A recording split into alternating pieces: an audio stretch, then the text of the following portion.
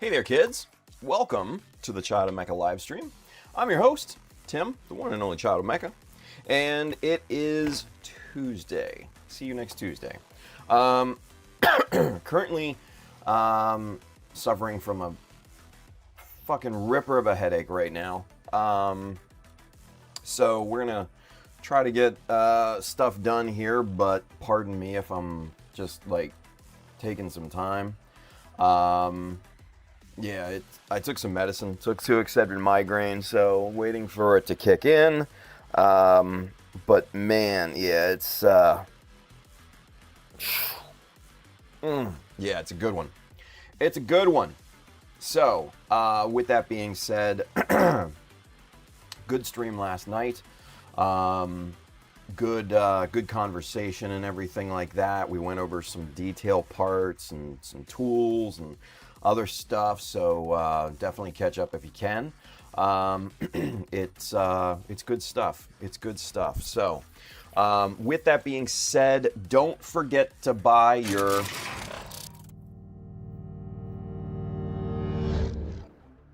There we go. All right, cool. So, let's see.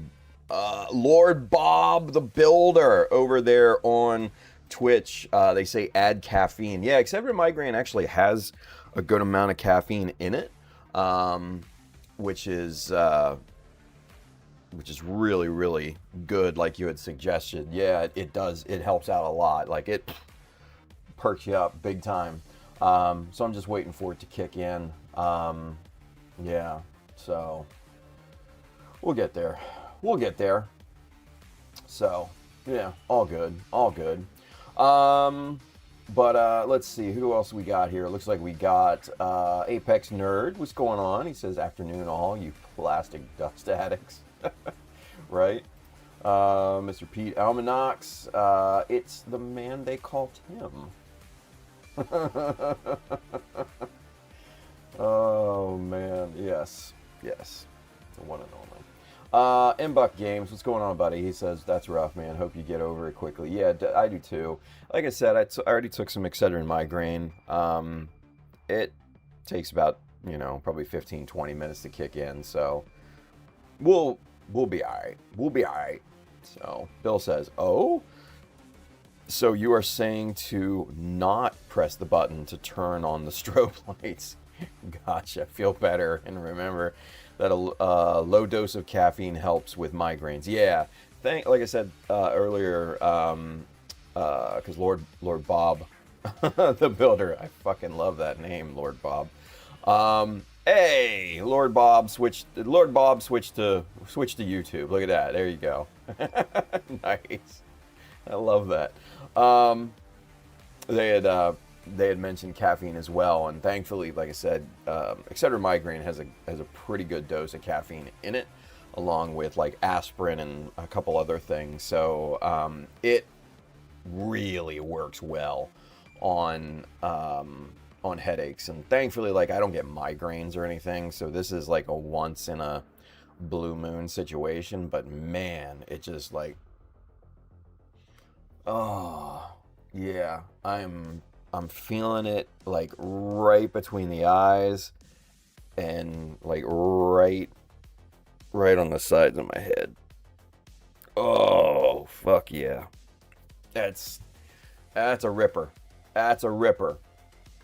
So, we'll let the Excedrin migraine work, and we'll do our thing. We'll have a nice kind of relaxing stream today. Get some building, get some detailing done, get this arm worked on, all that. So, yeah. Gio's with us. What's going on, Gio? He says, good morning, everyone. He's at work. Feels weird working Tuesday. More money, I guess. I put a question on the community. Oh, did you now? Let's take a looky look, shall we? Let's take a looky look. Let's see, what do we got? What do we got? Let's get over to the good old YouTubes. Oh, man. Oh. Yeah, this is, This is fun. This is fucking fun. All right, here we go. Let's see. Sort by newest. Still wish YouTube had that capabilities. Okay, let's go with display capture here. There we go. All right, so Geo, he looks like he bought what is it? Death Scythe Hell, or is that the Death Scythe for Ka? It looks like the head is white, so it might be the Death Scythe for Ka. Yeah, it looks like it. Yeah, that's the Death Scythe for Ka. Oh yeah, there's the white head. Yeah. Man, that something about that white head, man, on the Death Scythe is just a mean ass look, right? But Gio says in the post here, hello everyone, I have a question for the group. Thank you in advance for your responses. Does this water slide sheet go with the kit? I mean, it's marked. Oh, that's the rosette. Okay, or rosette or whatever. I mean, it's marked Death Scythe, so I would imagine it goes with the kit. I mean, if not, you could always use it if worst comes to worst. Yeah. So that's what I would do. I would go ahead and fucking use it. But then again, I would also use... Aww. Aww. It didn't hit. Oh. Frickin' hell. I don't have that set up on this fucking source. Son of a bitch. There goes the... Well, that was anticlimactic.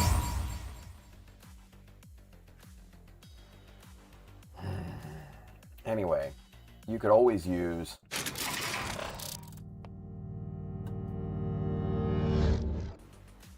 Fucking shit.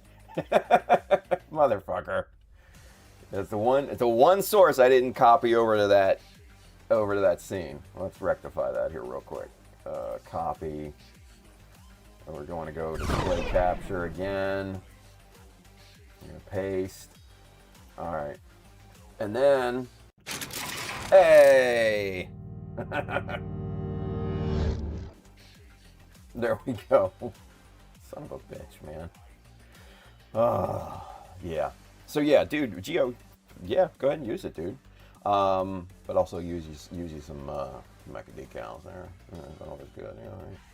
Anyway, Bill says, welcome to the Cool Kids Club, Bob. You mean Coca-Cola, right, Almanax? Yeah, I wish. I don't have any cold right now. Retro kit time. Whoop whoop. Apex nerds, we are not cool. We're the rejects, Bill. Aw, nerd. We're not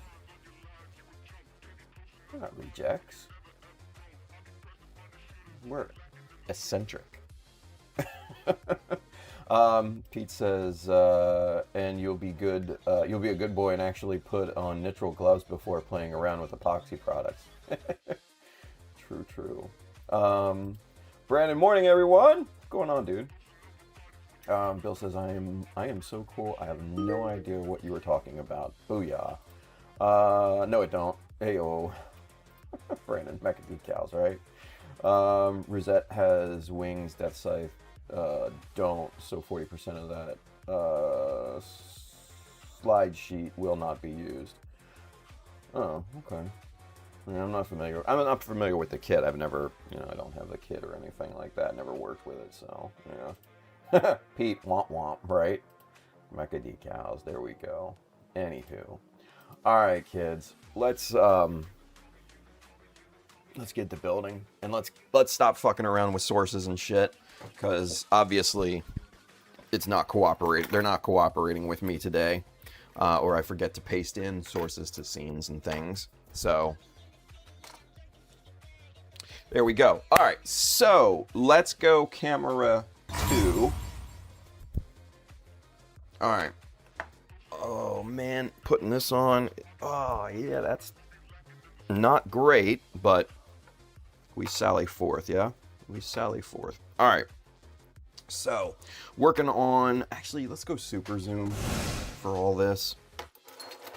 Actually, hold on. I want to show you guys something. Let's go back to camera 2. Sorry. All right. So, something I got yesterday that I forgot to mention on the late night stream last night. This guy. Look at this. Look at the little magic helper hand. Actually, look. Twins. They can fight and all that. Anyway, but these are actually really, really cool. And they'll help with, holding stuff, like just, Jesus, these tweezers are strong. So like if I'm doing something here, right, and I gotta beep beep beep beep beep beep beep, or there let's get it on camera, like beep beep beep beep beep beep, whatever. I can do that, right? So these are actually really, really cool. Like I said, the tweezers are insanely strong. And the base is a nice weight, so these will come in pretty handy. I forget how much these were, $15 maybe for the set, something like that. Yeah, it was good. It's good stuff. So, let's see. Mechanical clear, not a fan. Yeah, me neither. Actually, this is not a mechanical clear. This is what happens when you strip the Hyaku Shiki 2.0 of its gold plating. So this is basically a naked Shiki, if you will. So, yeah.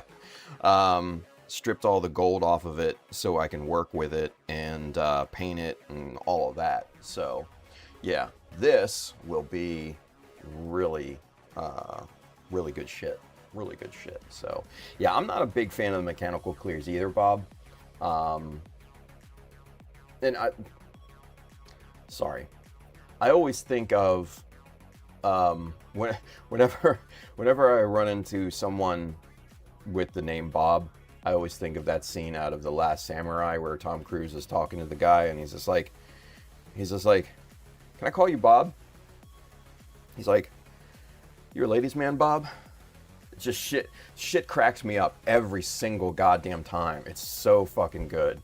Anyway, but yeah, I'm not a fan of mechanical clears either, dude. I just don't see the point in it, other than having it be a shelf queen for like collectors or whatever, but that's not me. So yeah, I'm right there with you. Brandon says, local hobby store is the main supplier for Mr. Hobby in my area. Chatting with him, he's getting me a wholesale price because I was just curious on buying one of each color. Oh, shit, dude. For real? Brandon. We need to talk, buddy. We need to talk. Yeah, that's, holy crap. Holy crap. Feel Good's over there on Twitch. He says, ooh, did I make it just in time for tool time? Maybe. I mean, we showed the little magic arm thing, little helper handy deal that I was looking at, that I got yesterday. Tool magic, them tips. Yeah, right. Let's see. Brandon says, told me to come back next week and he will have a number for me. He knows I'm just curious, but if the price is right, I might consider it. Shit, dude, yeah. Bill has a question. We have a question. Oh, yeah. That fucking sucks with a headache.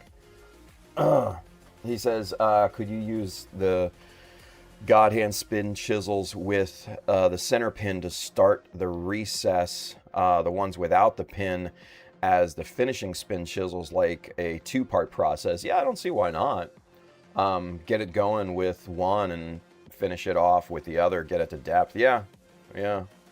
I don't see why not. Let's give it a rip. Let's give it a rip.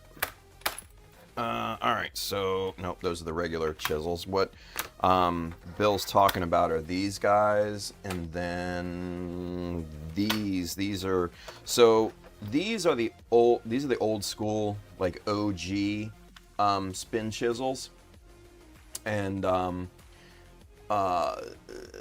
these were not great because they would go all over the place because they didn't have the little barb. For those of you that like Letterkenny, barb. But yeah, these are the newer ones. These have the little barb in the center to keep them centered, right?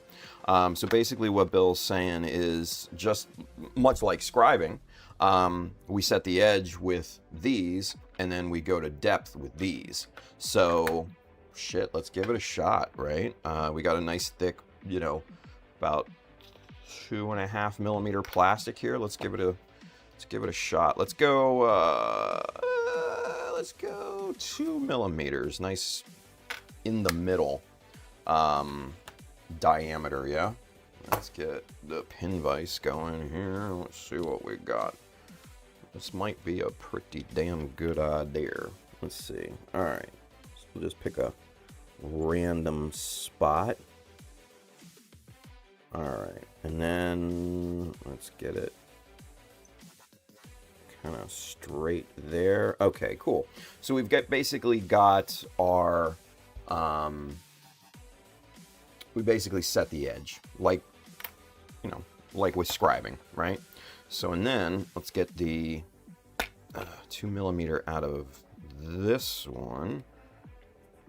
And I don't like the case on this either because these just kind of slide around and everything. The case on the newer, these newer ones have, these little, like grippy prongs here that hold these in place, and it's a much, much better design. So Godhand definitely improved their shit when they brought out the new stuff. All right, so let's see what we got here.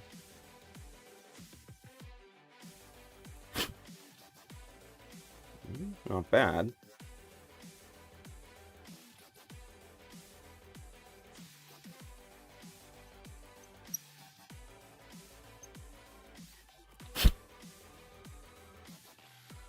All right, so one thing that I'm noticing, and this is one of the inherent problems with these designs, right, is that it's increasing the diameter of the hole slightly.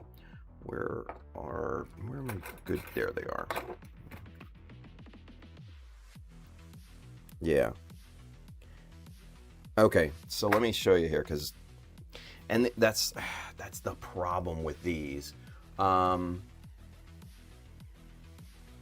Here, let's go super zoom.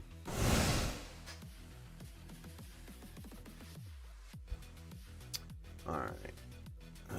Let's see if we can get kind of in the shadow. There we go. All right. So not a great look, but yeah, you can see in there how it's basically spinning around the center and it's not staying centered. It's now like 2.5 millimeters.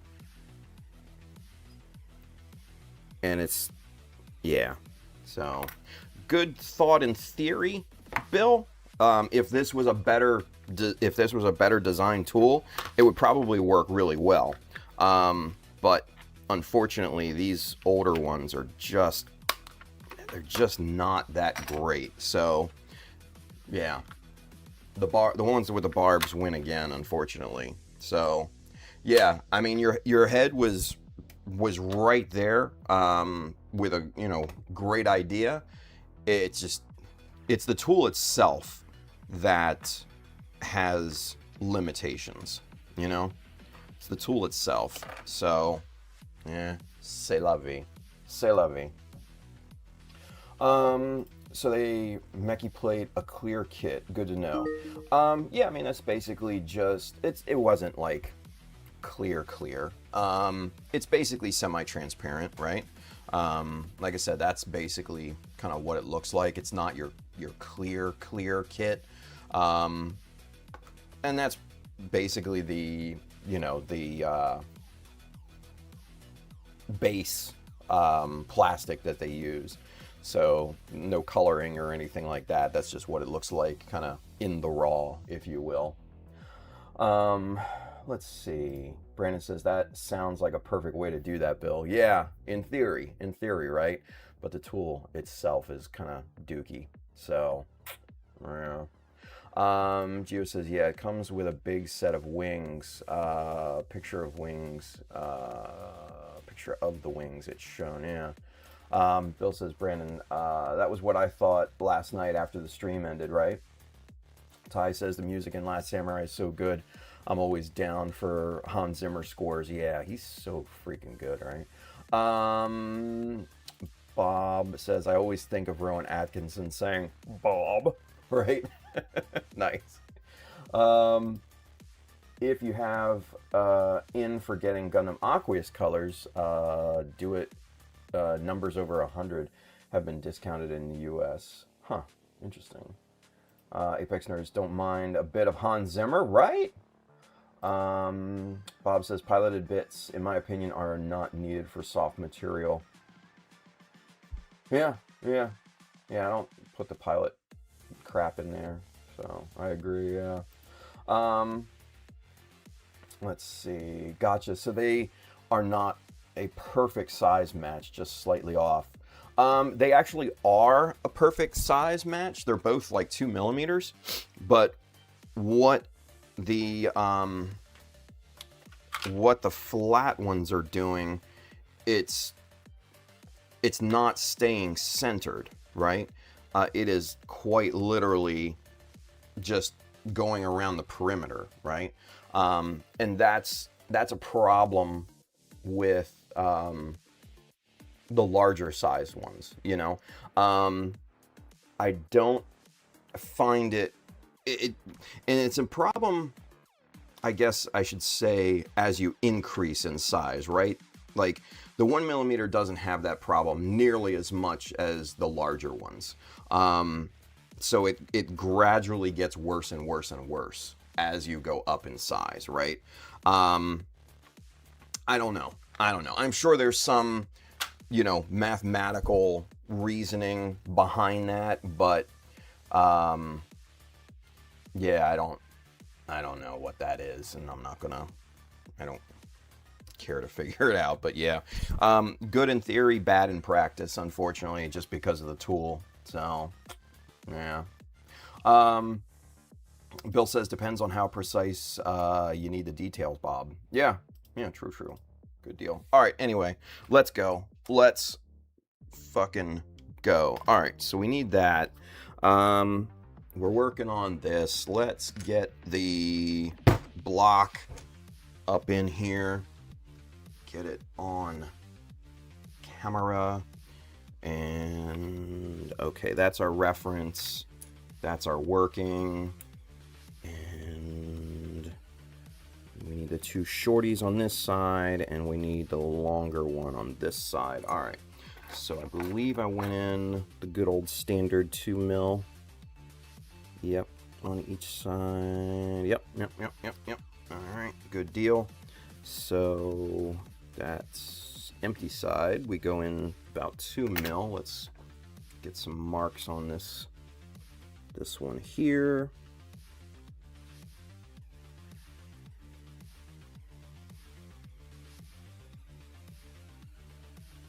All right, let's see how good I did with eyeballing it. A little short there, dead on money right there.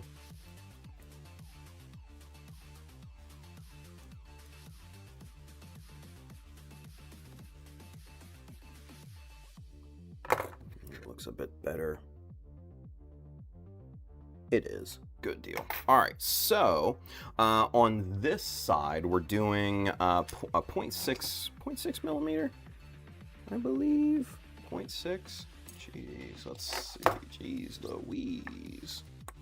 Let's see. 0.6. 0.6 it is, yes. Alright, so get our 2mm scribing gel. No. That's 1.5. I forgot about that. That's 1.5. 1.5. There she is. Good deal. 1.5. Let's fucking go. Here we go. Alright. So set the edge.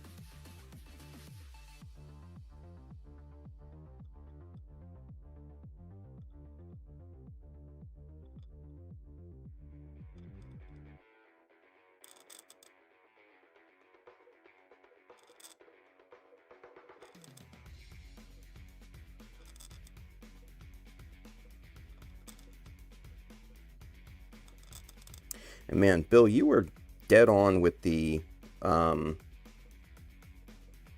thought last night about, you know, the difference between the daytime and evening stream. Because Bill had mentioned we had started, for those of you that missed last night's stream, we started with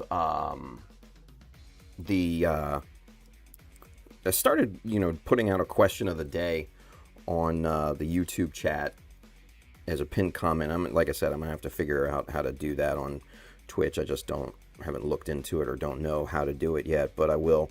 But rolled that out last night, and that went pretty well. Everybody was talking, answering, kind of going down memory lane with things, and that was really a lot of fun. And but Bill had mentioned, you know, the major difference between the daytime stream and, you know, the evening stream, and I'm definitely noticing that now that he said it. I was kind of blind to that, you know, really, with kind of everything going on. But he said that, you know, the daytime stream was definitely more of a working stream, and the nighttime was more talking, answering questions, advising, kind of, you know, just having good conversation and stuff. Which, yeah, dead on. So, Bill, good call, buddy. Good freaking call. All right. So there we go. We got that edge nice and set there. Just clean this line up. Both directions. And that looks good.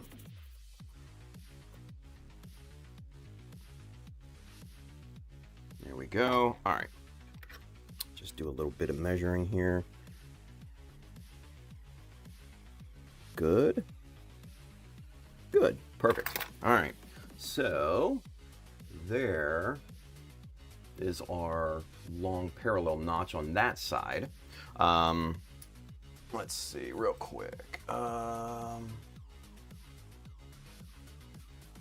Bill says, okay, I got to get going. Too many things to do today. Have fun, folks. And let me see all your projects in the community section. Hell yeah. Bill, thank you, buddy. Take care, man. Take care.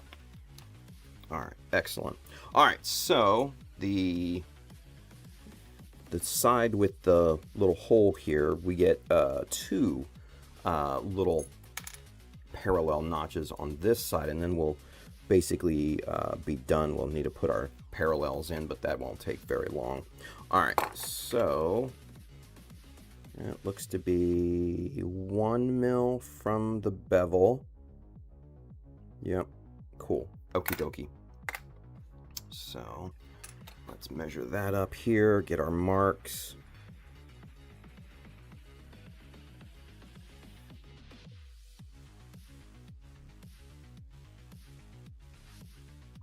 Okay.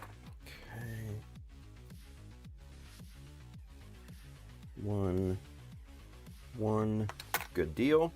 And then let's see how About 2 millimeters in length. Yeah, about that. Okie doke. So, here is a good instance for the magic hands. Look at this. Look at this. You all look at this? Oh, come on. There we go. There we go. Look at this. See? Oh. And I'm not holding it. It's magic. Sweet. All right. Already paying dividends. All right. So...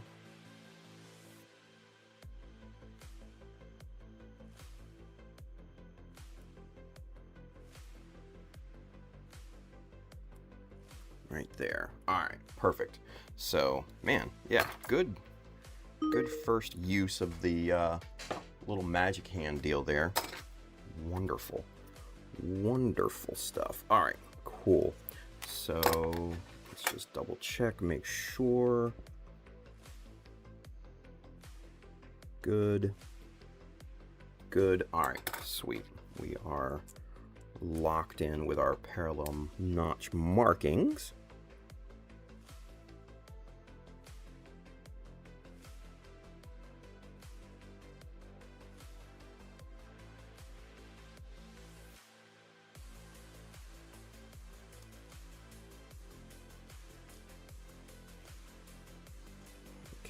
Setting the edge.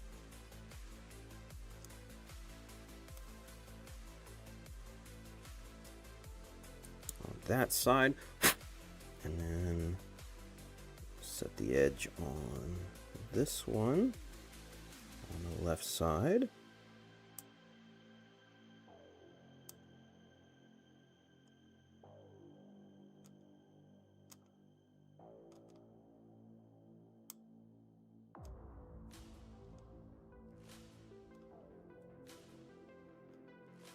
Very good. All right. And then now, flip this guy around, set the right side of these notches here. Let's get the debris out of there. All right. And then...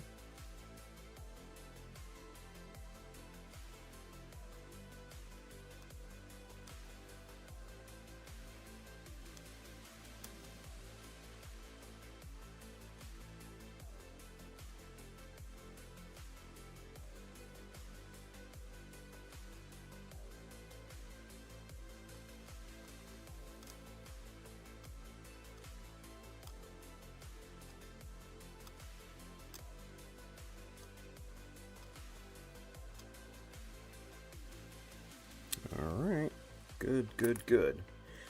Let's get that out of there. Let's bring these to depth and clean them up, but these are looking pretty good.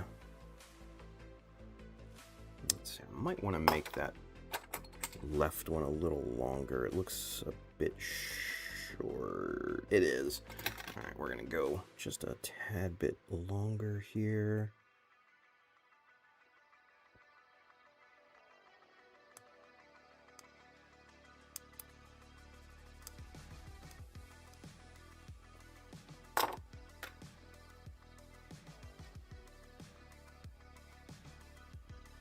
Yeah, that's better. That's better.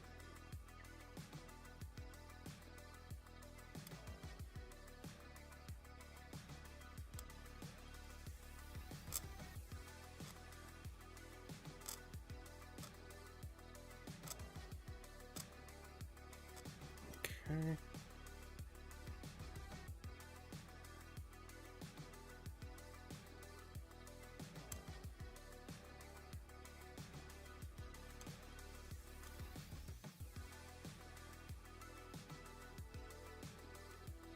All right, I think we got it. All right, and then let's get these two.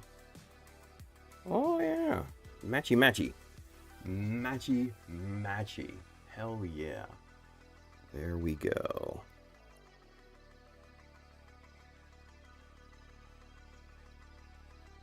Yeah. Looking good. Looking good. We got a matching set. All right, so real quick, we just want to get our parallel notches in there. So first things first, chisel discipline. Oh, god damn it. I knocked the microphone off. Hang on. Let me get this damn thing back on here. There we go. Jesus. Headache's starting to go away. So that's a good thing. It means the Excedrin migraine's starting to kick in. And I feel that caffeine start to kick in as well. I got a little bit more energy right now here, kids. So, yeah. I'm starting to feel it. Starting to feel it. Feeling good. All right. Now, what I like to do with these, I've done so goddamn many of these little notches, I just freehand them.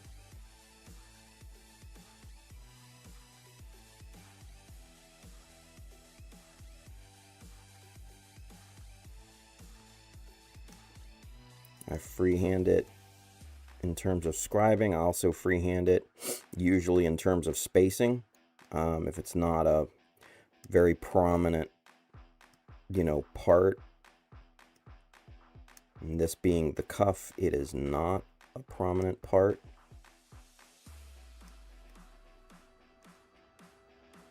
So I'm not going to be completely devastated if the spacing is off by ½ mil or something like that. You know what I mean?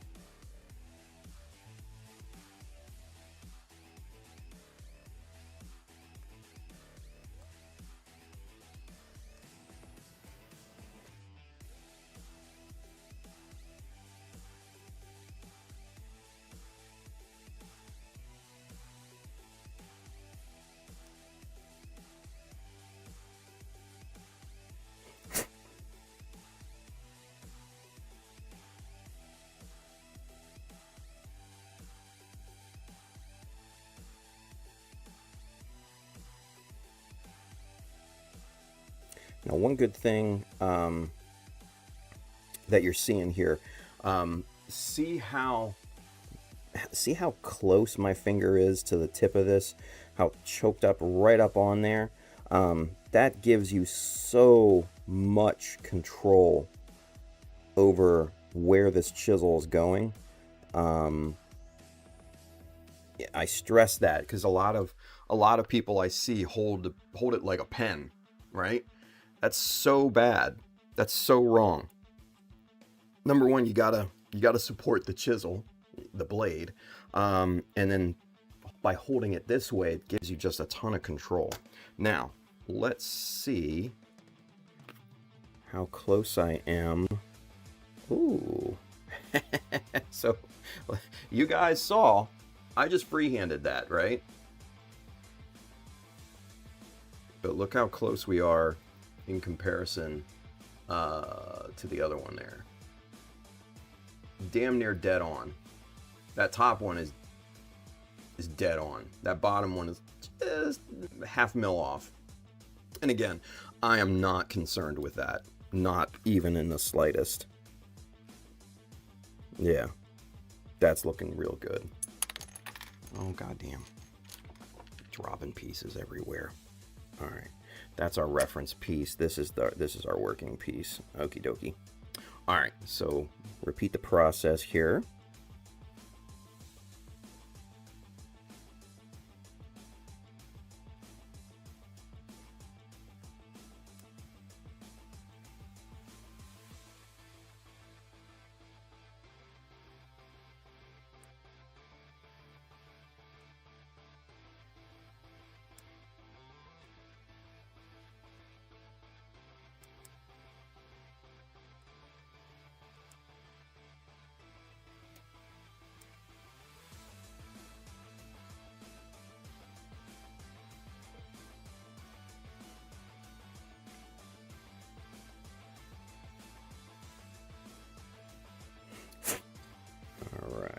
Looking good.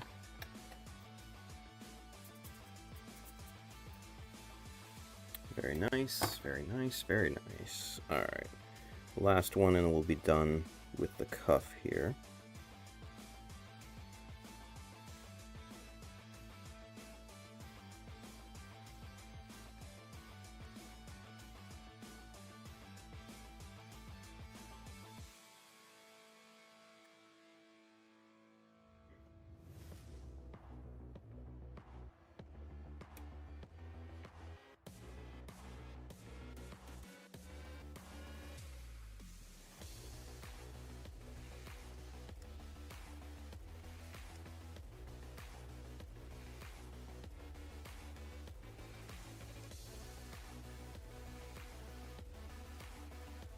Okay. Good. Let's see how we did. Jesus, dead on. Dead on. Alright. No measuring, just boom. Dead on. Look at that. Both sides. Yes! Alright, so cuffs are donezo. We're looking good there. Easy peasy. Oh, there he is. There he is. Let's see. Hey, here we go. V-Fin Tuber with 14 folks rating. Hey, guys. Welcome. Let's go back to camera 1 so I can give a proper welcome to the kids here over on Twitch. Hi. If you're not familiar, my name is Tim, the one and only child of Mecha. You're tuning into, obviously, a daytime stream here. Yeah, we're building the Master Grade Hyaku Shiki 2. We're customizing this thing. It's going to be a gift for someone. They don't know it yet. But the theme of this thing is speed, right? Just to bring up the Twitch kids to speed here. Right now we're working on scribing and customizing the arm. We've gone ahead and stripped the Master Grade Hyaku Shiki of its gold plating. Did that honestly years ago, and this thing's just kind of been sitting in a box, so decided to pull it out and make this into the project. So what you're seeing is not necessarily a clear kit. It's actually a naked Shiki, if you will. So that's basically what we're working on. A lot of scribing, a lot of customizing. If you're into that, hang out with us and have fun. If you want to follow, that'd be cool too. So yeah. V-Fin looks like started following. Thank you for that. They say, hey-oh, what's going on? Thank you for the raid. Appreciate that. Sorry for the delay in that. For some reason, the notifications are not coming through from Twitch properly. So I don't know what the deal is with that. But anyway, welcome. Let's see. Jesus, look at this. This fucking guy. Man, Julius, for those of you that don't know, Julius just came back from Australia yesterday. He spent like a week or two there, and probably pretty jet lagged. He says, hello everyone, I fell asleep during last night's stream and just now woke up after being awake for about 30 hours. I'm back. Oh man. Yeah, that doesn't surprise me. Does not surprise me at all, Julius. Honestly, I thought you'd miss today. I thought you'd be dead of the world, buddy. Honestly, I thought you would be just completely out of it. So, welcome back to the world of the living. Jeez. V-Fin says, yeah, the plating is one of the reasons I've stayed away from the Hyaku Shiki. It's actually really super easy to strip that coating off of there. Let me show you what I use here real quick. Hang on. Let me...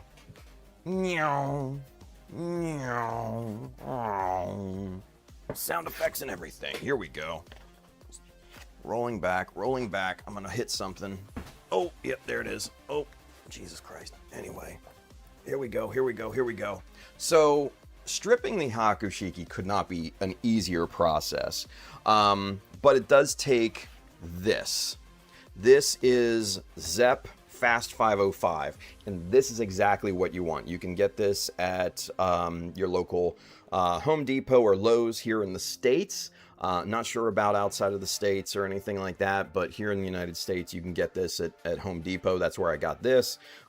Big old gallon jug, and this is awesome stuff, even just for outsiding of stripping, you know, Hyaku Shikis. This is great to clean like countertops and stuff with. Works really freaking well. But for stripping the Shiki, basically you pour this into a large container big enough for either the parts or the runners, and you just let it sit there for 7-8 hours, and it literally eats the coating off of the Shiki. And as you can see, has no ill effect to the plastic itself. It just eats away that metal plating that's nasty, right? So stripping the Shiki 2.0, honestly, it could not be easier. Yeah, if for some reason, man, if you want to strip the Shiki, get you an industrial strength degreaser. That's the important part. It has to be a degreaser. VFin says, yeah, I'm from Australia. Gotcha. So yeah, and they say probably find something similar at Bunnings. Yeah, I would imagine so. From what I understand, and mind you, I've never been to Australia, but I've known a lot of folks from down there. Bunnings is very, very similar to Home Depot here in the States, right? Your big box store, right? Yeah, I mean, get you a degreaser. That's the important part. Like I said, it has to be a degreaser. Test it first on some of the runners, especially like the parts like with the flag. This where it has the number and everything. Test it on those parts first. And again, you got to leave it in there for a good long while. Like I did 6, 7, 8 hours, I think, if I remember correctly. And I actually did a time lapse of it. I'll have to find the video of it somewhere. But yeah, it's actually a very, very easy process. And yeah, no ill effects on the plastic. But the degreaser part, that's the crucial part that you got to look out for, VFin, because that's the part that strips the coating off. So yeah, it's an expensive kit. Don't get me wrong, and I think most of that cost comes in the metal plating, if we're being real, because it's definitely not the amount of plastic. Because it's not a huge kit, but it's also not a small kit either. It's Zeta Aero, so those are usually larger sized mobile suits, right? But yeah, simple process, dude. Simple process. So give it a shot. Can't hurt. Let's see. Khalif, what's going on, buddy? He says, what up, guys? I'm catching the stream while doing some jet fuel samples at work. Jet fuel? Be careful, buddy. Be careful. Ultraman Dyna, Mr. Luis. What's going on, dude? He says, what's up, everyone? What's up, Tim? Finally made it to another stream. Awesome, dude. Welcome back, buddy. Welcome back. Brandon says, all right, gents, off to do more work. See you all tomorrow. Brandon, take care, man. And then Foxy's with us. What's going on, Foxy? Hello, everyone, he says. Good stuff. Excellent. All right. So, with that being said, Twitch kids, stay tuned. We're going to get back to work here. What time is it? Time check. Almost 1. Cool. So, we got about another hour to go here. And let's go back to Super Zoom. All right, so we got the cuffs done. Let's move on to the hands. And we're going to start to detail these here real quick. Now, just to bring you up to speed here, this is the one that we... There we go. This is the one we worked on and finalized. You can see the different scribing that we did there, especially around that raised index knuckle, the line right up there at the edge, the little circular detail there, notch there on the on that, and then around to the side here we got some good outline scribing around that thumb part there too. So we're gonna duplicate these on the other one here. Now, what did I use here? Okay, looks like I used 0.15 for the outlining on the hands. Let me just double check. I did. Okay, cool. Usually I'll use a 0.20 to outline features, but since this is just a subtle raise, I still went ahead with the 0.15 to do all of that. So easy there. But first thing that we're gonna do is we're gonna get this line set in there first. Now let's ever so carefully take the armor off of this hand, and this is not exactly an easy process because the peg on this is quite long, and you got to be careful because it is fragile.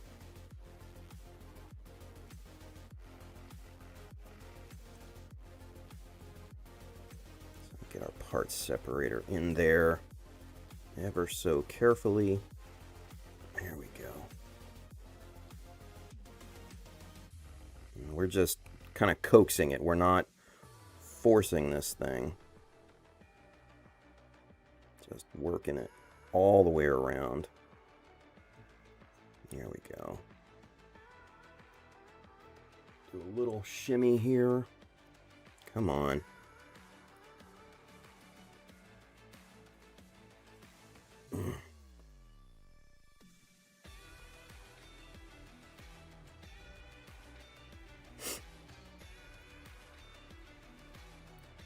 And I even expanded the hole on this thing, and still somewhat difficult to get off, but we got it. We got it. All right. So first things first, we're going to do just that simple line right across the knuckle part there. If I remember correctly, that was 2 mil. There we go. Let's just double check with the reference. Yeah, 2 mil. Okie dokie. So, super simple.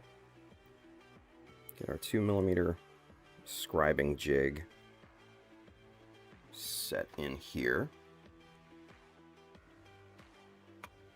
And we just set the line.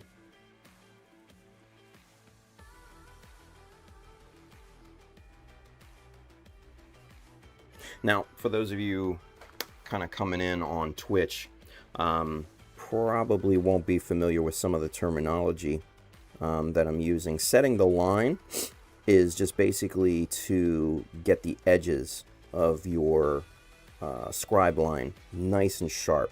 So it means using very, very little pressure, and just basically setting these edges, getting the scribe lines very, very sharp initially. And then once you have those edges set, then you can start to ramp up the pressure that you're using with the chisel and bring that line to proper depth. And as you can see, these little curly cues in plastic that's coming off, that's ideal. That's what you really want to see when you're starting to scribe a line. Now, this particular plastic is a bit more brittle, and it's a bit more finicky than, say, your more opaque plastic, you know, with something like this. Scribing on this is like a dream. Your chisels will cut through this like butter. It's really, really easy to scribe, but the more clear-ish plastic, it's challenging. It has a tendency to, you know, kind of skip your chisel, and it's not ideal plastic to scribe through. So that's one thing you got to think about. But we're doing it. You know, we're getting those little curly Q pigtail pieces of plastic off here, and we're getting to a good depth. There we go. All right, that looks good. That's yeah, that's money in the bank right there. Perfect. All right, cool deal. So one other thing, and I know I'm probably going over more basic stuff for you know, longtime viewers, but for, you know, the folks that came in on Twitch, obviously this is new to them, so I do want to kind of bring them up to speed here and all that. There we go, just bring it from the other side. Now, when you scribe a line, the one thing that you want to always do, always wrap it over to the next surface. Just don't let it stop at, you know, an edge like this, right? It's very, very important for, especially for like realism, to wrap that over the side. So that's what we're going to do here now, is just wrap this over to the side here. Now, to get my spacing again, we're going to use our little scribing jig here. And just quickly set that line. There we go. And now that, as you can see, let's try to get the light on it. There it is. So that perfectly wraps around that other side, right? So we're looking really, really nice there. Let's bring that to depth. Make sure these lines are properly connected around the bevel.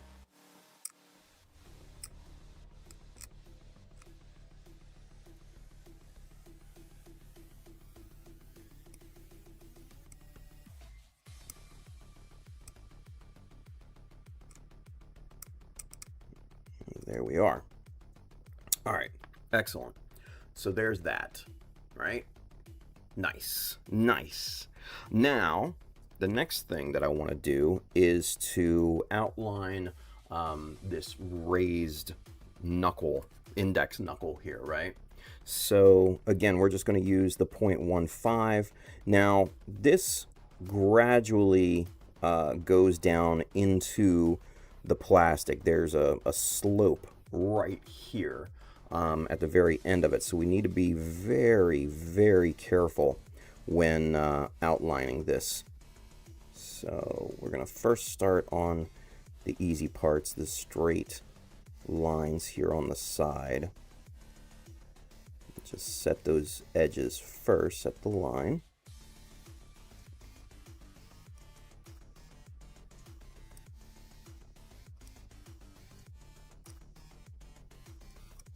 Okay, that's looking good. Same thing on the other side here.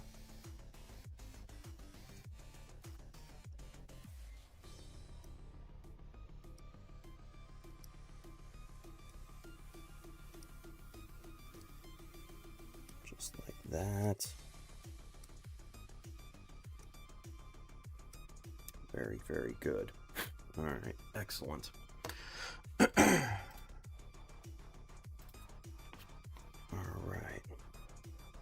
Now we've got the straight sides here. Again, wrap it around, wrap those lines around, and that just comes right down into this. And that will help to give that illusion that it's a separate panel when this thing is all painted up, panel lined, looking good.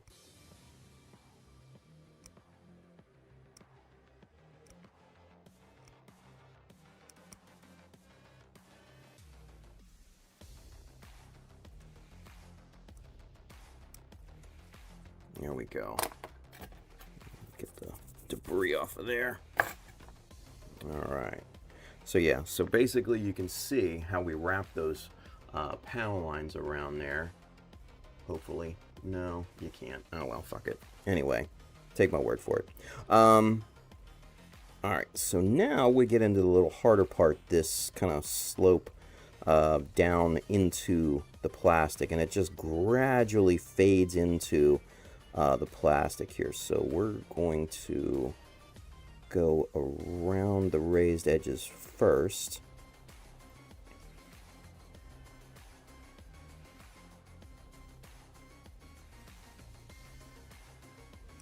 There we go.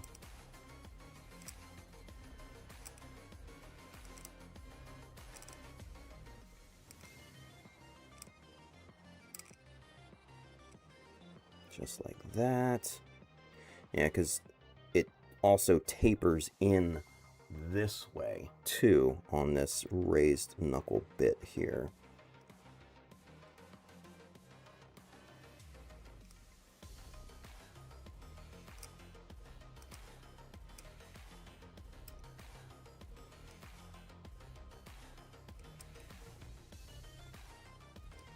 There we go.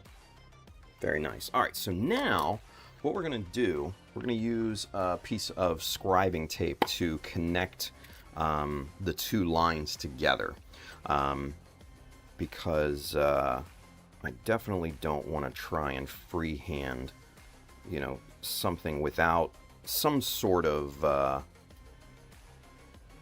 guide for the chisel to, you know, run off of, you know. So we're gonna just use a small piece of little Dymo tape here, and we're gonna connect these two lines together and get this thing properly outlined here.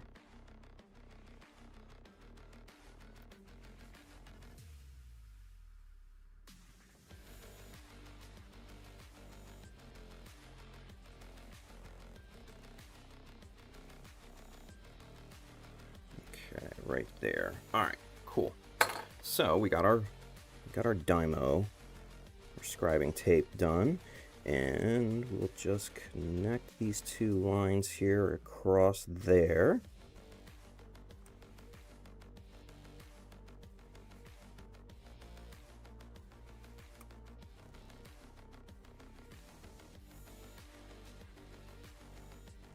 Okay, set that line, pull that tape.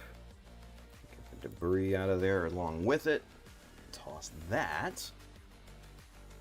And then just make sure our corners are properly connected here and make sure everything is clean and looking good.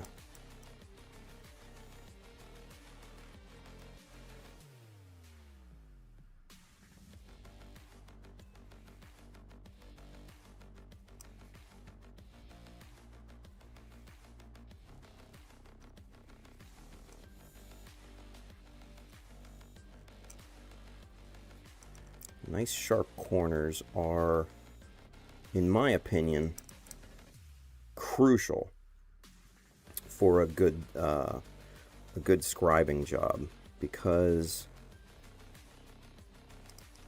if it's not a sharp corner, that believability, that kind of illusion of scale just goes right out the window. So nice sharp corners are kind of a hallmark of a really, really high quality scribing job, in my personal opinion, and that looks pretty good there.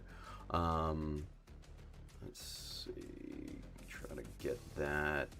There it is. There's the light. So yeah, so that looking really, really good, really good. Hell yeah! All right, cool deal. Couple things here.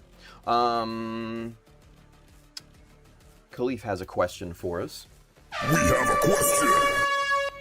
Sorry for you Twitch kids, that's how we mark a question.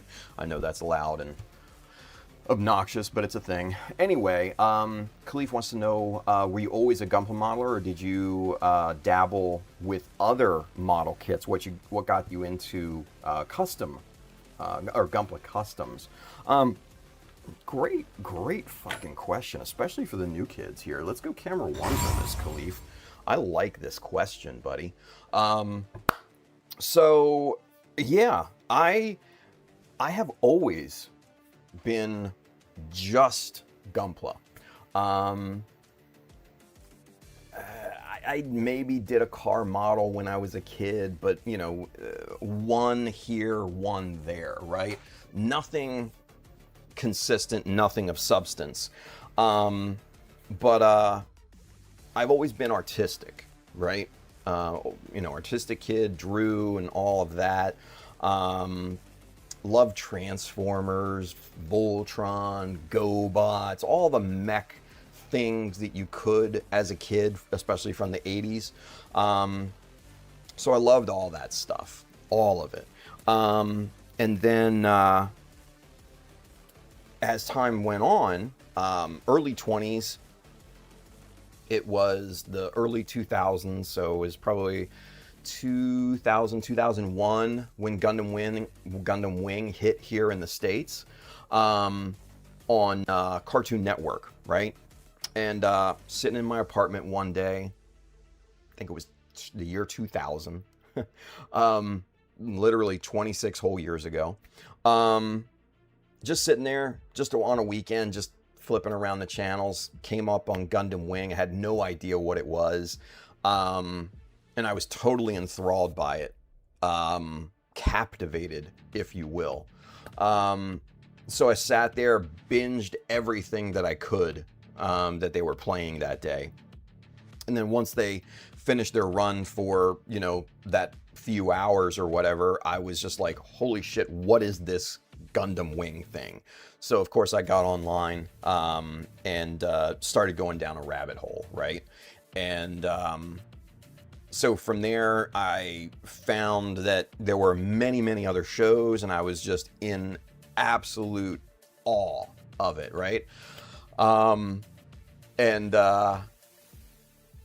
Soon thereafter found out that they had these model kits that you could put together that you could paint and all of this other stuff, right? And I'm like, oh shit, I need to get some of these.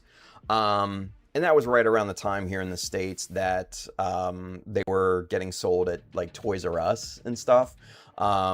And if you were from the States around that time, you remember that terrible commercial, what's your level of commitment or whatever. And they had these stupid, level badges on the boxes and stuff. Like a master grade ground Gundam was like a level 5 or some crap like that. It was a horrible, horrible ad campaign. It's still up on YouTube. I highly suggest you look it up if you really want some of that classic, early 2000s kind of extreme cringe. It's there. Yeah, I went to my local Toys R Us, a couple days later, found the model kits on the bottom shelf, bought a few. I bought the V8 and Mercurius. Those were my very first two Gundam models, and absolutely loved them.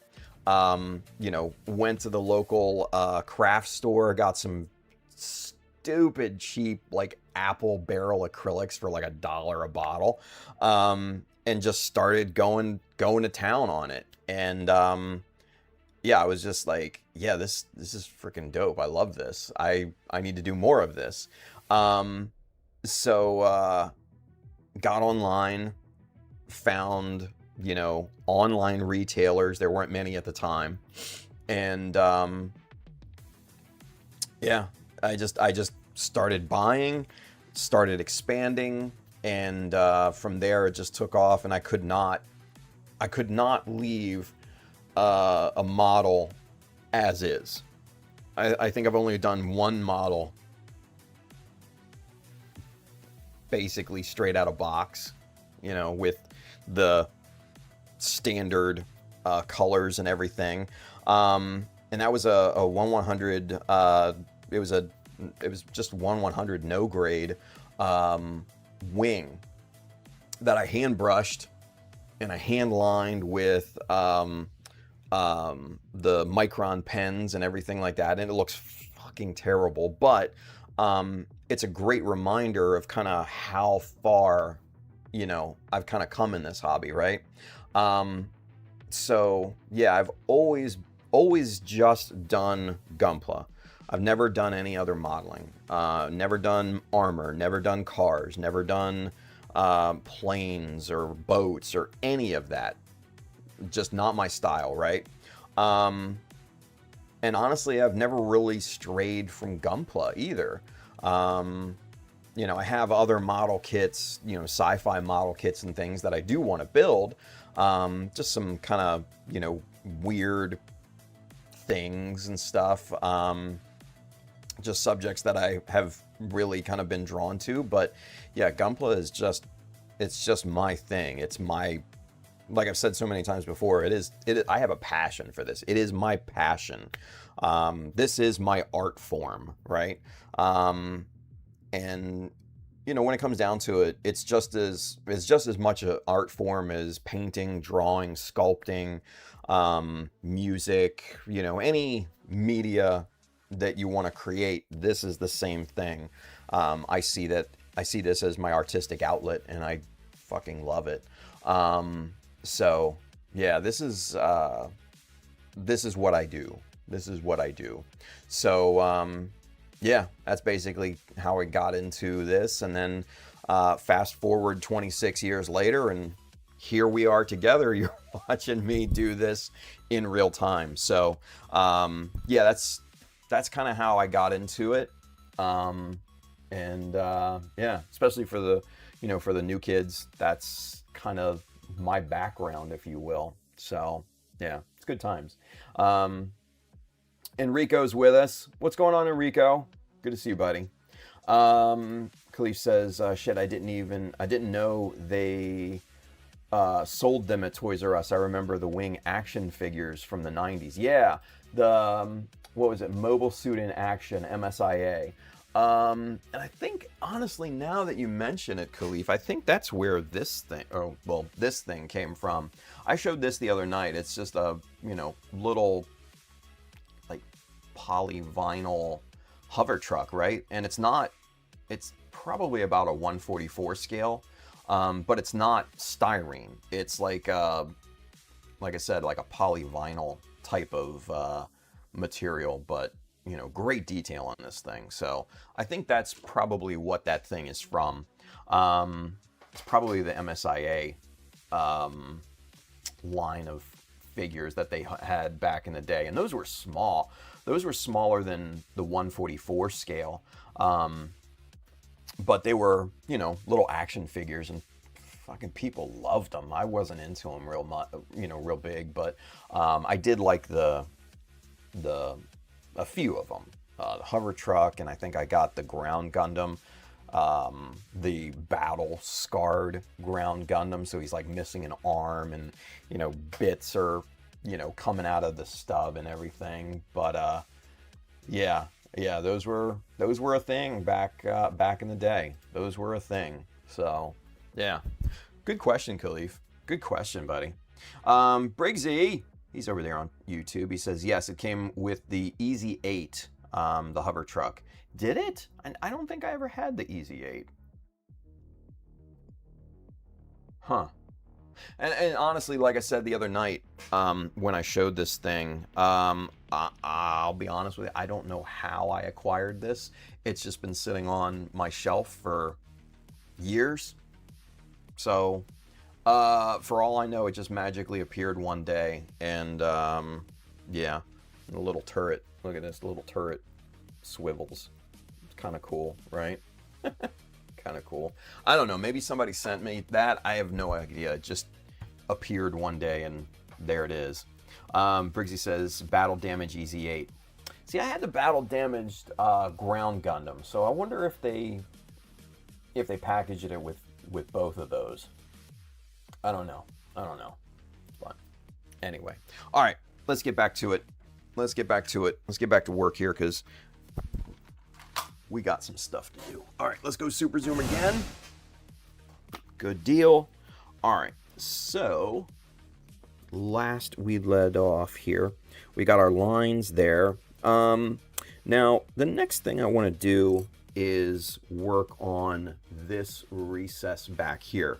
Now, the thing that I did here on the hand that we worked on was I lowered this this surface right here by probably about a 1/2 millimeter, right? So I just thinned that down to make that more look more recessed, right? And to basically wrap over that, you know, pre-molded detail there. So we're going to do that here as well. I'm going to show you how we do that with chisels and everything, because you know, it's definitely an interesting technique, especially one that the Japanese use a ton on you know, on Twitter. So it's not necessarily the easiest thing to do, especially trying to get the levels nice and even.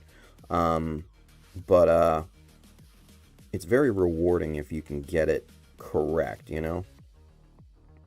All right.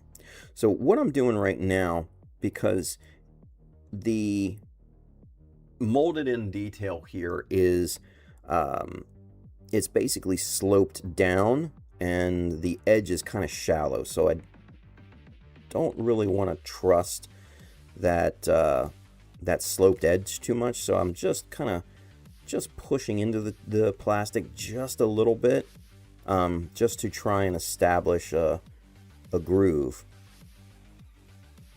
And now if you're a beginner, if you're not 100% sure, would not recommend doing this. This helps me just to find the line there, right? And we're not using hardly any pressure there, but once we get that line established, then the chisel has a pathway. There we go.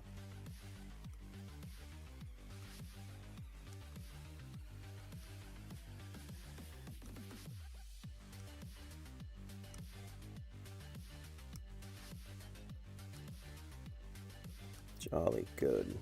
Now we got it. All right, cool. And then we'll do the same thing here, other side.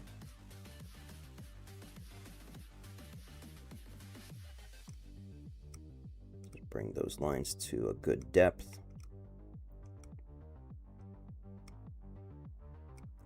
And there we are. All right, now connect these two. This is a little bit more of a set edge here, so I kind of trust this a lot more than the sides. So we're just gonna ride with it here.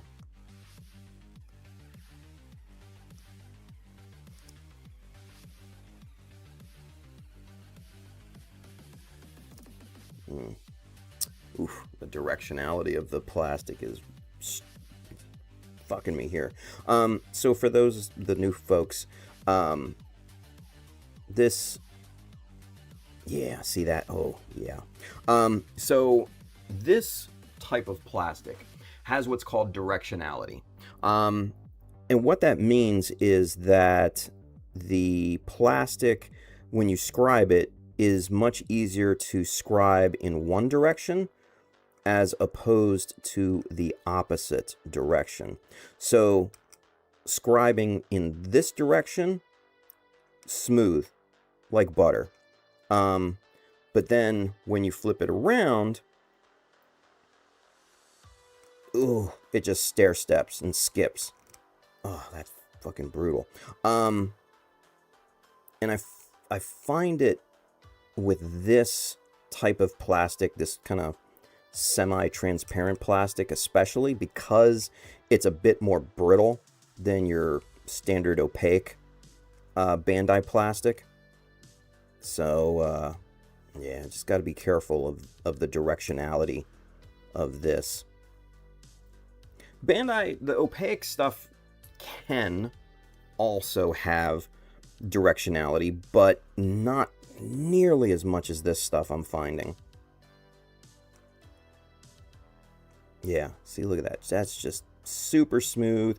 We're getting our little curly Q lines. That's exactly what we want to see, right? That's ideal, right? But then we flip it around and it is the opposite of ideal.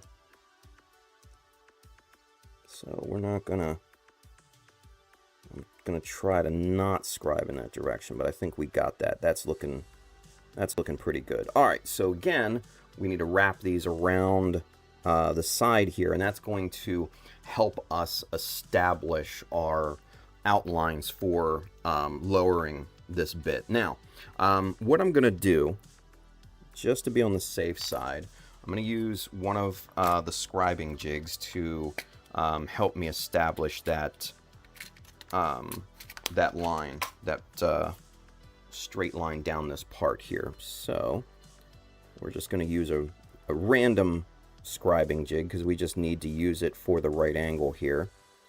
And set our chisel, set the scribing jig, and then just bring it right down.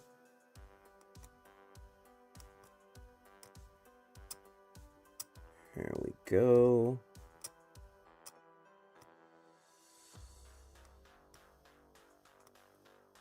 Perfect. And then we'll do the same thing for the other side here. And what I'm doing is I'm setting my chisel right into that line and then moving the scribing jig up to meet the ooh, that edge is not great. So all right, we're gonna use this edge then, make this a little bit smoother. Yeah, that other edge had some jagged parts, so we're not gonna do that. We'll use this one here. Yeah, much smoother. Alright, there we go. Very good. Alright, so we've got these lines wrapped around here. Let me just get these fairly deep, because like I said, this marks the border of where we need to lower this part. Alright, so there we are. We've got our two lines wrapped around there. That's where we're gonna lower it, right? Alright, so let's see, Briggsy, he looked it up. Battle Damage Easy 8 came with the parachute pack, and the Battle Damage Ground Gundam came with the truck, but not the Battle Damaged Easy 8. Came with the truck but clean version of it. Okay, I'm thinking this might be more of the Battle Damaged version, because it's, you know, weathered and all of that. And it's got the tarp and all.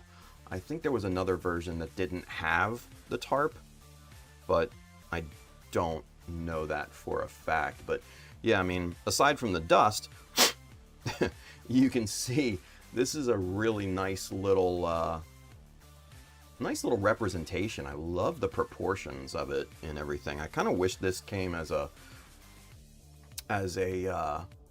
you know, little accessory for like 1/100 kits and stuff like that. I know they make kind of third party, but man, like this particular version, this is just a nice representation. So yeah. And I know, of course, they have the, what is it, the 135th hover truck, because I actually have that in the backlog along with the tank. But that'll be for another day, of course. So, but Briggsy says, yeah, it is. Got it. Yeah, I thought so. Because I remember having the battle scarred version of the Ground Gundam. But yeah, I never had the Easy 8. Never had that.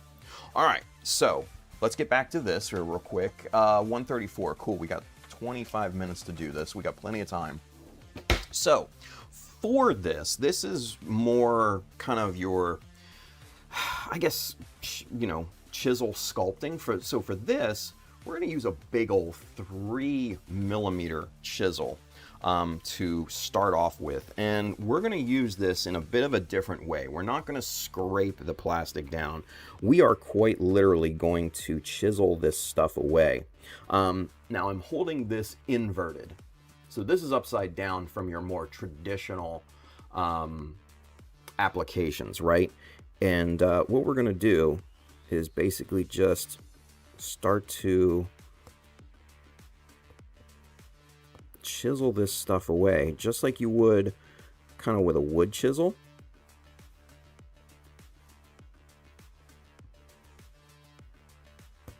And see how we're just shaving that off? Just being real careful not to go beyond our border scribes here. But we're just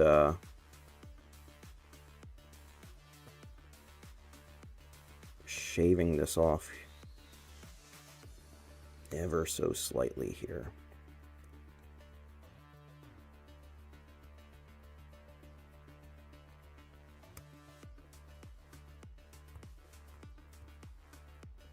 And I am going to switch chisels. I am going to switch to, yeah, I'm going to switch to these guys, the God Hand chisels. These are great for this style of application. Probably should have started with this if I'm being honest with myself. These particular chisels, these are not your standard panel line style chisels. These are definitely more for your sculpting and removal and everything. These things are razor sharp, and obviously too, the grind angle is much sharper than say your BMC or your standard chisel. So this should make the process, yeah, much easier here.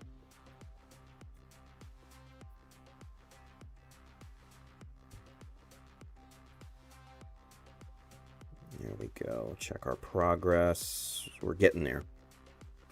But yeah, this the sharpness of this makes this so much easier. Yeah, I should have started with this. Wasn't thinking, honestly.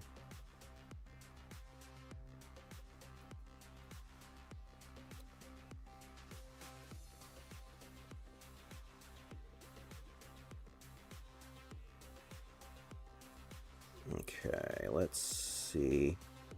All right, we're getting some plastic moved. That's for sure. We need more. We need more off of this though to get it to proper depth. Like I said, I want to remove about a 0.5 millimeter of plastic here. Now that will thin out this wall here, but you know, that's part of this process.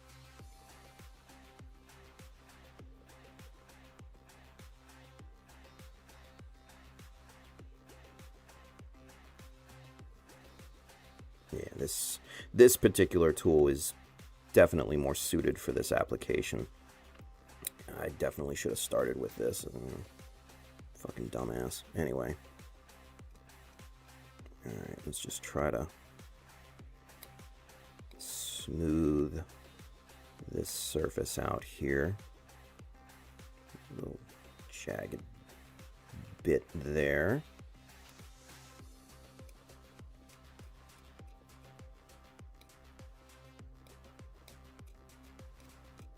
And these are really good for smoothing an area. If you follow any of the Japanese builders on Twitter, and I say that because that's kind of Japanese builders' favored social media platform. I follow a ton of Japanese builders on there, and yeah, they use these God Hand chisels for smoothing recessed areas that they've done. And this is a really, really good tool for that as well. And I'm just focusing right here because there's a high point right there. Alright. We're looking good. Alright, just need to take off a little more on this side because it's kind of sloped toward this side a little bit.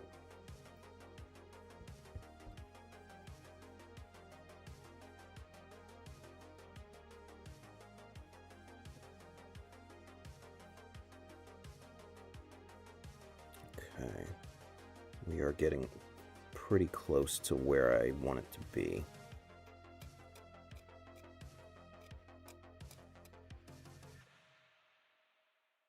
All right, that looks good on that side. A little bit more here, and I think we'll be in good shape.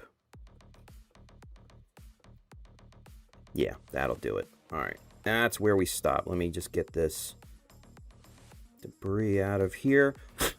Good.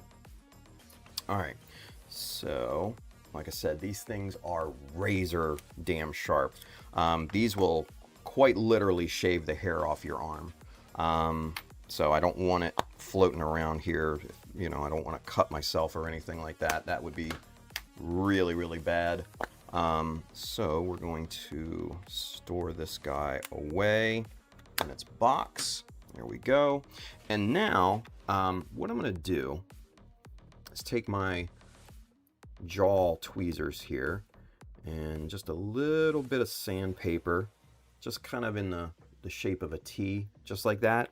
And what I like to do is just come in here, just do a little sanding.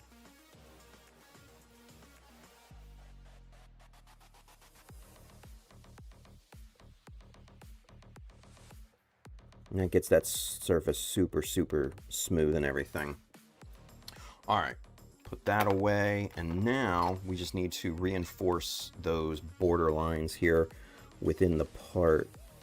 So we're just going to reestablish these real quick.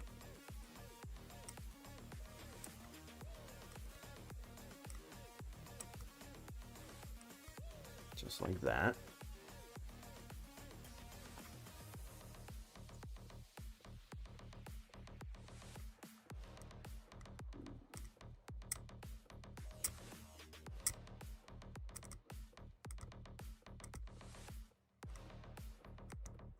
Okay, one last operation here, and that's to re-bevel the corner of this particular piece. And to do that, I'm just going to use a chisel. And we're just going to, well, no, let's just use the knife and scrape it down. I don't want to overcomplicate it here.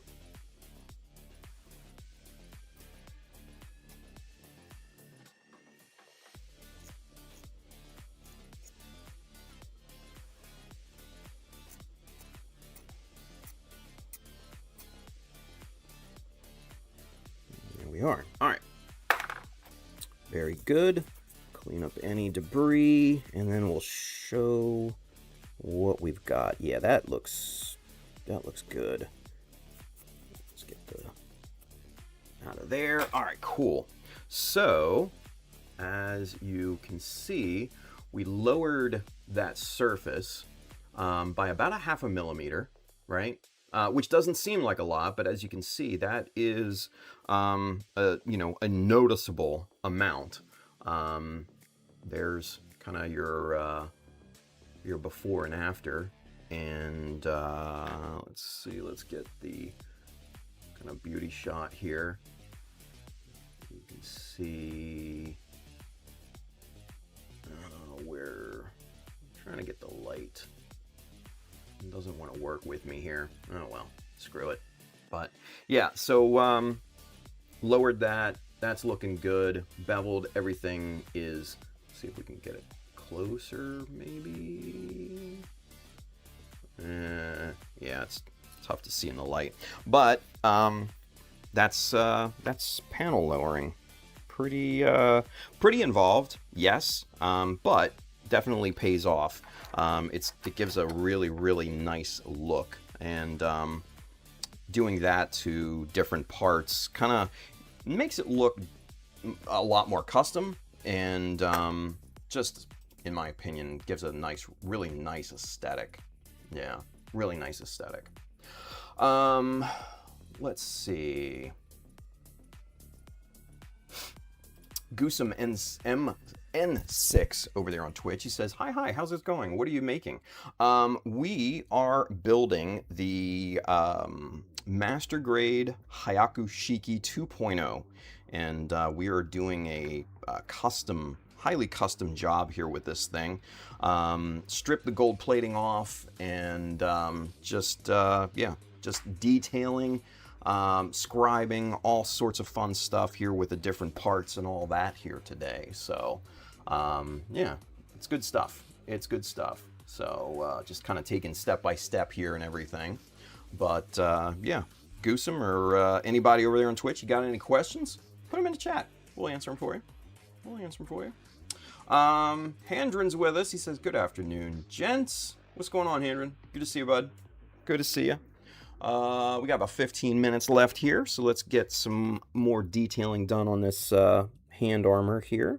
What we're going to do next is to put in this little circular detail there, and that's going to be super easy with our god hand spinny chisel deals. I don't even know what the hell they're called, if they have a proper name or not, but that's what I'm going with. Anyway, let's get measuring done here. There's going to be about 2 mil. 2 mil in, 2 mil to the side. Bear with me, 1.5 more like. Yeah, about 1.5 mil in and up, it looks like. So one of the beauty parts about using scribing jigs is it gives you a really easy way to measure things as well. So got the 1.5 millimeter scribing jig, and then we're just going to make a mark here.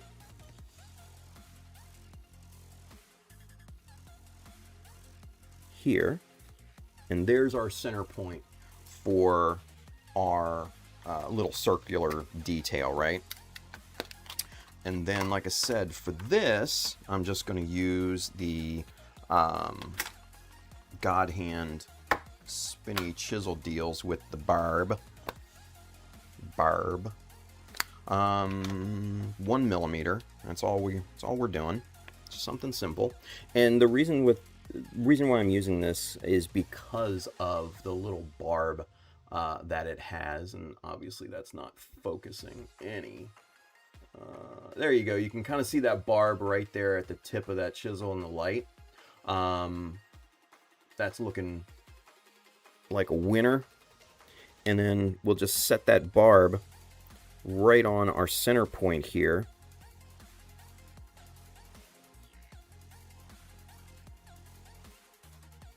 And just kind of drill away.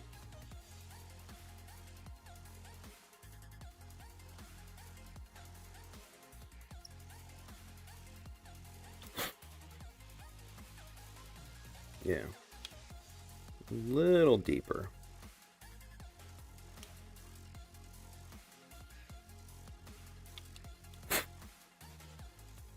There she is. Good deal. Simple. I mean, that couldn't be any more simpler. Let's put it that way. Could not be any more simpler. Very easy. And then to compare, as I drop it, to compare the parts, there you go. Dead on. Dead on. Very good. Very good. All right. So that's easy. That's an easy part. The last kind of challenging bit is to get this thumb guard scribed, outline scribed. And for that, I think I still used, yeah, still used the 0.15. All right, so first things first, get around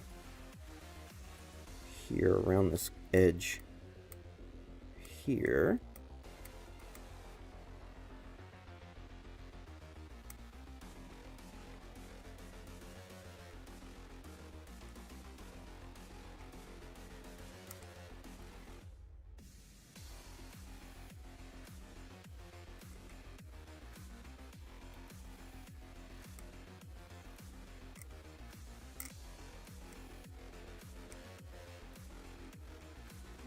Okay, very, very good.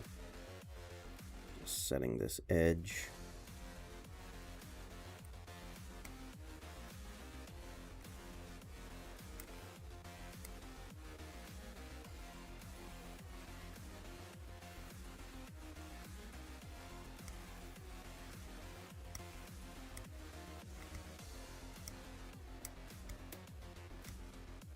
Now, if I haven't said it before, the main reason for outlining different parts with a panel line is that when you go to finish this, when you go to paint and then subsequently panel line, your panel lining fluid is going to get in here, and obviously it's going to make these parts look like they are separate pieces, which is really kind of what we're going for.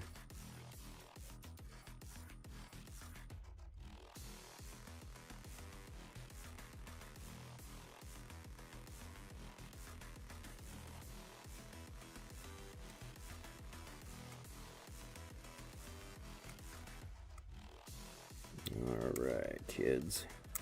Looking good, looking good. All right.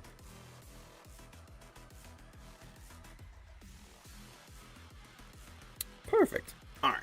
So now, let's refer back to this.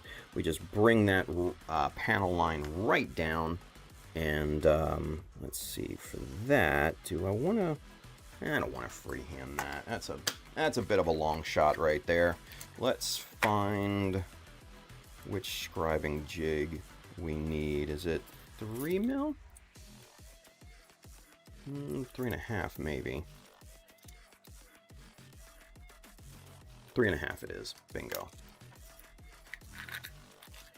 3.5 mil. Alright.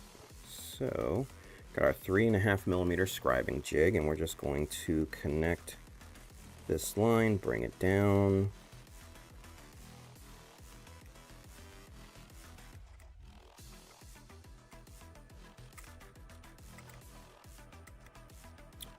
Perfect. Perfect.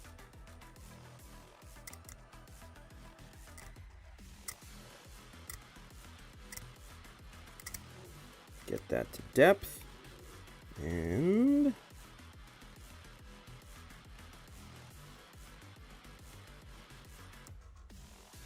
make sure everything is properly connected. There we go. Very, very nice. Yeah. Good deal. All right. Now the last little bit to this are notches. And as Enrico loves to say during our evening streams, buenos notches. The ultimate Gunpla scribing dad joke. All right. So, first things first, we're going to start off with 0.3. This is what we are going to use for our perpendicular notches. Now, these are the little notches on the hand here. Let's see if we can get them into the light. There it is, right there. These two little guys right there. Yeah. Yeah. Handren says, Tim, you know what bueno means, right? It means good, right? I'm pretty sure it means good. I don't know. I don't know Spanish, dude. Anyway, let's catch up real quick with the chat. Buenos notches always. There we go. Calvin, Mr. Calvin Branham. He says, Tim, if you run out of those round metal items used on the Shiki leg, check out RB Motion. They have a metal valve cover breather that are very close in looks and other items that work for detail work. Really? Really? What? I mean, that small a size, Kelvin? Because I mean, we're talking like 2.5 millimeters for some of these detail parts. Let's go back to camera 2 so we can catch up here. Yeah, because what we showed, actually I have one up here that I forgot to put back in its little container last night. One of these little Hyaku dealies. One of these little guys, right? Yeah, and that's 2.5 millimeters in diameter, and the detail is just pristine because it's a machined part, right? Beautiful piece. It's a Hyaku little metal detail part there. Wonderful little things. Kelvin, if that's the case, that's really cool. I would be very, very interested in that. Kelvin, do me a favor, buddy. Can you DM me a link to, what is it, RB Motion? Can you DM me that link? I want to take a look at that, bud, because that sounds promising, to say the least. Because I'm always on the lookout for, you know, detail parts and things. That sounds, yeah, it sounds like a path to go down. Hell yeah. Hell yeah. Enrico, leaving for work, unfortunately. Aw, sorry, Enrico. Let's see. Enrico says, got a holiday on Monday, thankfully. Nice, dude. Nice.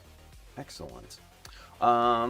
Julius, time to eat later all. Man, I'm still shocked that Julius is with us. You know, because I could only imagine how tired that man is. God, he came back from Australia. If you missed it yesterday, and yeah, he's a tired boy. He's a tired boy. Let's see. Kinder makes a chocolate bar called Buenos. LOL. Good stuff. There you go. Okay, cool. Anyway, so back to Super Zoom. Back to notches. Buenos notches. Good notches. Yeah. Anyway. So let's real quick get these notches set in here. Looking at the spacing on this, about 1.5 from each side. Using a 0.3 again, and here we go.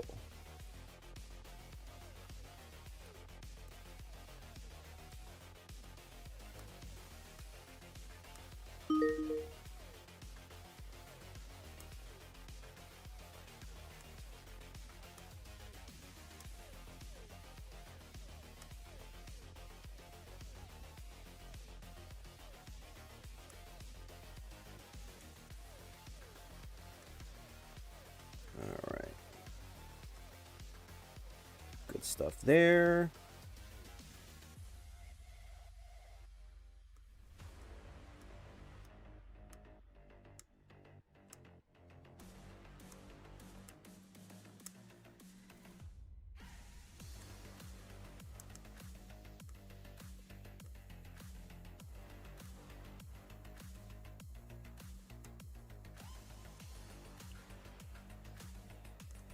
Now again, for those of you at home, see how close I'm choked up on the blade here?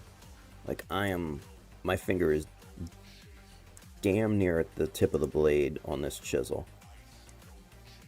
And that gives me really, really high amounts of control over where the blade goes and how, you know, far it travels and everything. Highly, highly important, your grip with the chisel, because that is makes a huge difference. Nice. Matchy matchy. Perfect. Perfect, perfect, perfect. All right. And then trying to see what other notches we need. We'd need one here and one on the back, and then that will do it. I think they're both 0.6. Yeah, it's a 0.6. All right. Chisel discipline, as always. All right, now for this, all right, closer. Now this is not centered on this raised index knuckle, right? I offset it a little bit. Not sure why, just felt like it. Just, you know, just went with it.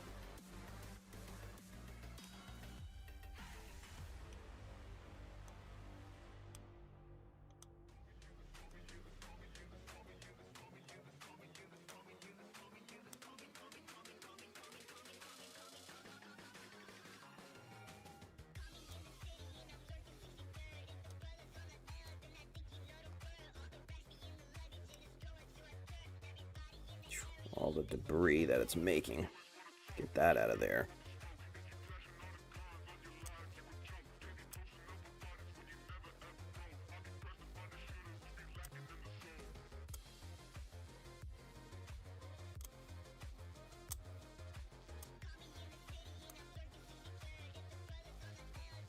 And you always want to clear the debris out of your line or your notch, because debris, the shavings and everything from your panel lines, is becomes problematic, because if it builds up too much, you'll have number one, you'll have an uneven line or notch at one side, and then what does happen from time to time is that plastic builds up and essentially forms like a ramp, and your chisel sometimes, if you're not really careful, will run up against that debris ramp and up and out of your line, and it'll just mar the surface and everything. So makes a huge mess if you're not careful. So just clear out that debris and everything from time to time. And there it is. There's that notch on the raised index knuckle. So that's looking good there. All right, last notch that we got to do, and then we're going to punch our clock for the day, is this notch here. And this is kind of centered right here on this panel.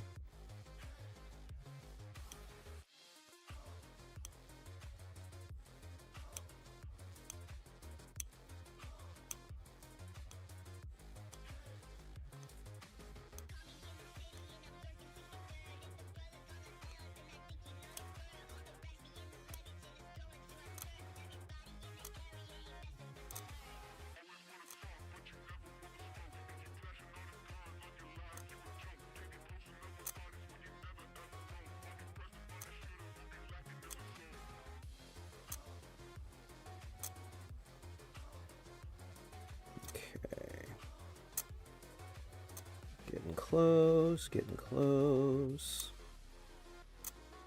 I think we're there. All right, let's go with that. Yeah, very nice. Very nice. All right, and there she is. There's that notch right there. There we go. In the highlight. Looking good. All right, perfect. So let's get this back on the hand.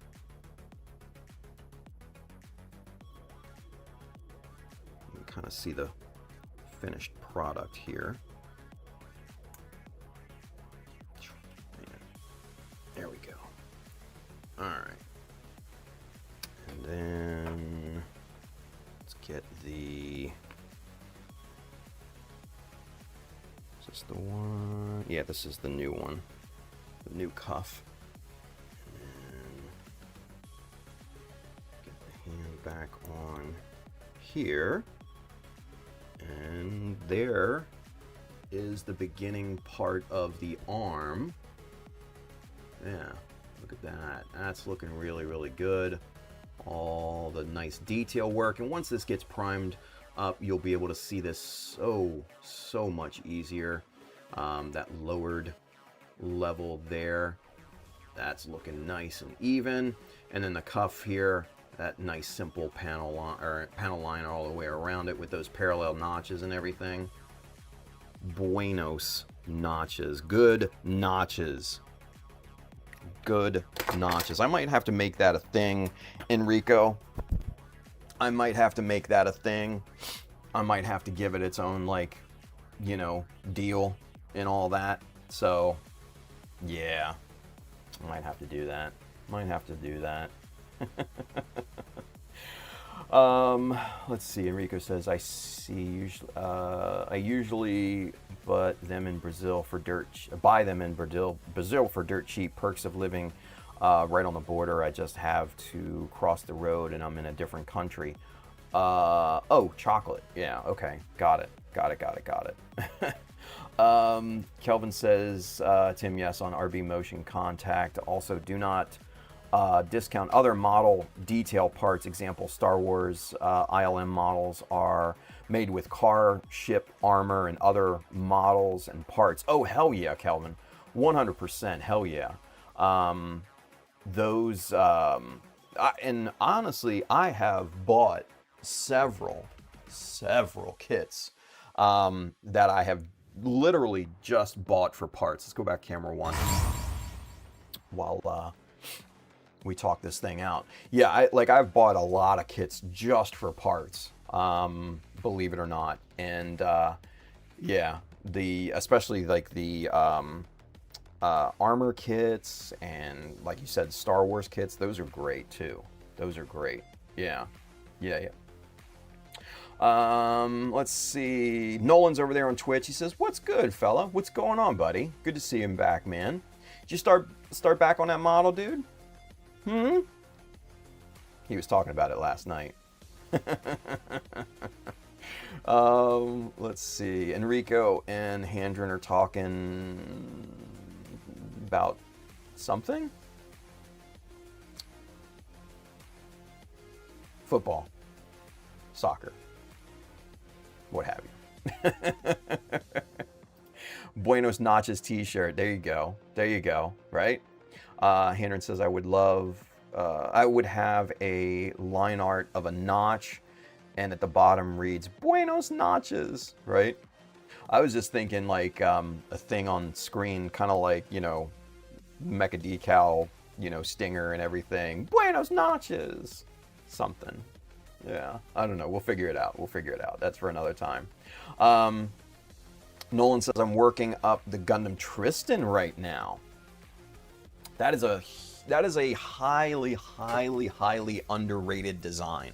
I love the Tristan. Love the design of that thing. And I'll be honest with you, man. Bandai, Sunrise and Bandai both, they missed the boat on that. They misused the Tristan so badly in that, you know, short animation that they did. Oh, the Tristan, if you guys haven't seen the Tristan, go look it up. It is a superb design. Because it has design cues from the Alex. It has design cues from like the new Gundam and the Mark II and all sorts of stuff. It's damn near perfect. I love the Tristan design. That would be a hell of a master grade if they put that out. Yeah, Handren says it deserves a master grade or a perfect grade. I mean, it would never get a perfect grade. It'll be lucky if it ever gets a master grade, let's be honest. But yeah, it is just a chef's kiss design. It is beautiful. It is a beautiful design. That may have to be a future project. Yeah, that may have to be a future project. Nolan says, I've never finished it. I also have a Master Grade Sinanju Stein to finish. Ooh, two wonderful designs. Holy shit, Nolan. Man after my own heart here. Enrico says, modeler falling asleep with a chisel on his hand. Literally Buenos Notches, right? Holy shit, right? Oh my god. Nolan says Gundam Tristan is my favorite. The kit isn't my favorite. Yeah, I've heard not so great things about the kit itself, but the design is superb.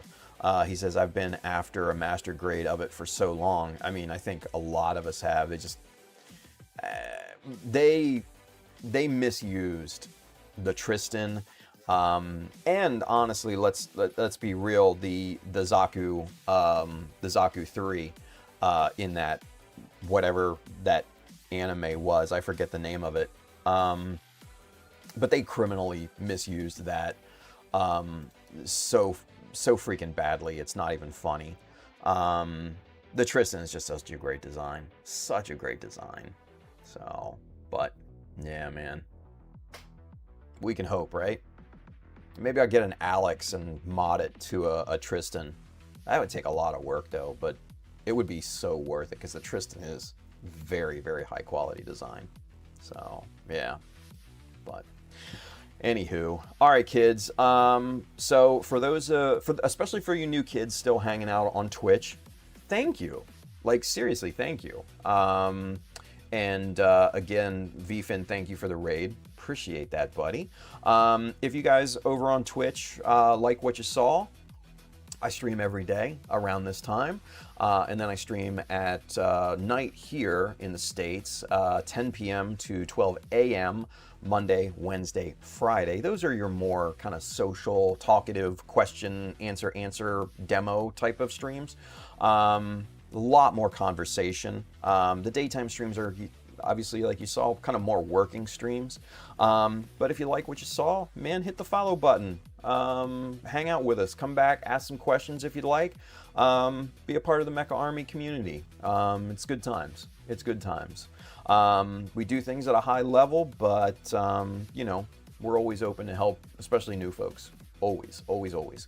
Because the new folks are the next, you know, good modelers in the future. So that's what we believe anyways. So, all right, kids, with that being said, we're one and done today. We'll be back tomorrow around this time, and we're going to pick up where we left off, continue up the arm, and get this thing moved on. So we're getting close on the legs, we're getting the arms done, and then after that, it's the feet. The feet, I think, will be a major undertaking. I've got some plans for the feet, which I think you guys will enjoy. But trying to get those squared away and everything, I'm not 100% sure on them. So, but after that, then it's the body. Yeah, so we're getting there. We're getting there. So anyway, you guys stay safe out there. Build something cool as always. And we'll see you tomorrow. And here are the end credits. See you guys.